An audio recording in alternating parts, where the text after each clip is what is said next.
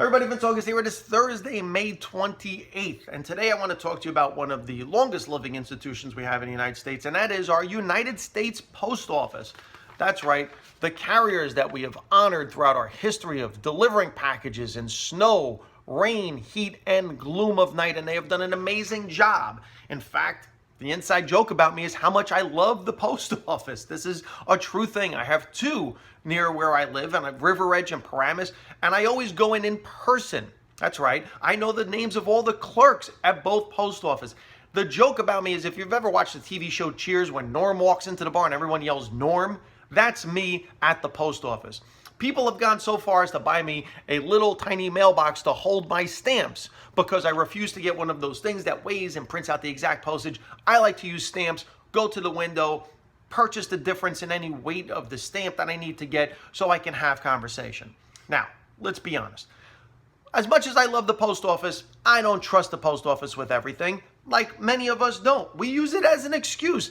It's that limbo where things get lost. Oh, the rent check. Yeah, no, it must be lost in the mail. Or, whatever payment that seemed to not get there. Or a birthday card that maybe we sent late, but we blame the post office for something like that. Look, it's just what we do. We use it as a scapegoat because the post office has even told us, look, don't send valuables through us. Now, is that to say that we don't put valuable information in an email, such as social security numbers, credit card numbers, or put anything on the internet that would embarrass us? Maybe, I don't know, even like a Halloween picture of us, looking like a hot Fox News correspondent that could later come out but I have to be honest, I wouldn't care if this came out. Are you kidding me? Look at the job they did on me. That's me. This isn't embarrassing. That's incredible. But the point is, do we want to trust the post office with our most important right, the right to vote, and making sure that that gets delivered on time and without any issue? Now, before you start jumping up and down, waving your arm saying,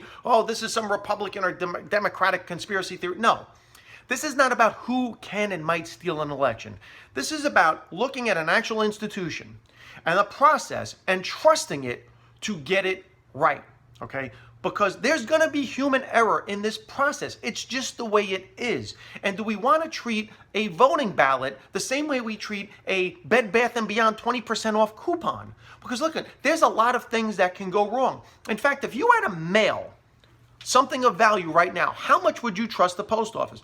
Would you put maybe your favorite piece of jewelry? Would you put $100, $1,000 in an envelope right now and send it from your house to your post office back to you? In fact, if you had to get something somewhere and you had these four choices, where does the post office fit in these four? Does it even make the awards podium for a bronze medal? Look, there's something even beyond the mailing part. There's the part where the ballot actually gets there and someone has to read it. Then we get into all kinds of human error there as to what constitutes a vote, what doesn't constitute a vote, what's going to be counted, what's not going to be counted. We saw this in Florida with hanging chads in the year 2000. And you say, well, they're going to scan it and put it through a machine. Okay, we're still right back to here. What counts as a vote? What's not going to count as a vote? And with our elections being as close as they are right now, do we really want to leave votes hanging out there with this kind of system? Because then there's all kinds of other worries. Well, then why don't we just go to a proxy vote? You know what? We can assume certain people are going to vote certain ways. So let's just count the Democrats as Democratic votes, the Republicans as Republican votes, and just worry about the independents. And you say, Vin, that would never happen. We would never just take things like that and throw it into a proxy system. Oh, no? Well, Nancy Pelosi just threw the Health Cares Act into a proxy vote. That's right.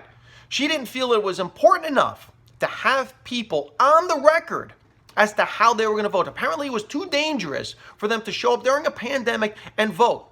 So she says. Because remember, we all saw AOC jumping up and down, waving her arms, how wrong this whole CARES Act was. She was so against the CARES Act, but she didn't want her vote to be recorded. She went along with the proxy vote. In fact, one person decided not to go along with the proxy vote. Do you even recognize this face? Do you even know who this is? This is Republican Thomas Massie from Kentucky. He was the one who stood up and said, no, this is too important.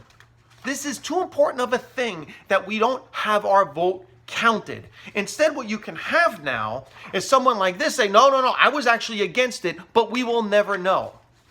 Thomas Hassie was so hated that Donald Trump himself wanted him thrown out of the Republican Party because he wanted the vote in person, and that bothered Donald Trump and Republicans. So, when we look at certain things like the right to vote and how important it is to vote, these are not things that we should just trust to the mail. There are certain things worth risking health over, and you say, no, there aren't. Well, let me put it to you this way. For the last 2 days, we have seen protests in Minnesota and riots, mind you, over the death of George Floyd, and rightfully so. I have no problem with this. I don't care if there's a pandemic or not a pandemic. This is what you do when there is something important going on and you want your voice to be heard. This is what you do. Damn the pandemic, because you can't let certain things just go on. And not one news media channel, not one, has called this out as dangerous and, well, we're going to have a spike, we're going to have a health crisis, look at what's going to happen in Minnesota. Not one. So if this is important enough to get out of your house, to go let your voice be heard, then I have to ask this question. Isn't this equally as important? I say it absolutely is. So while I love our post office, while I really respect the work that they do, I am not ready to just hand over a potential margin of error, hand over a ballot that could be lost, misplaced, or anything else. There are things important enough to get up and go outside and make sure your voice is heard and registered.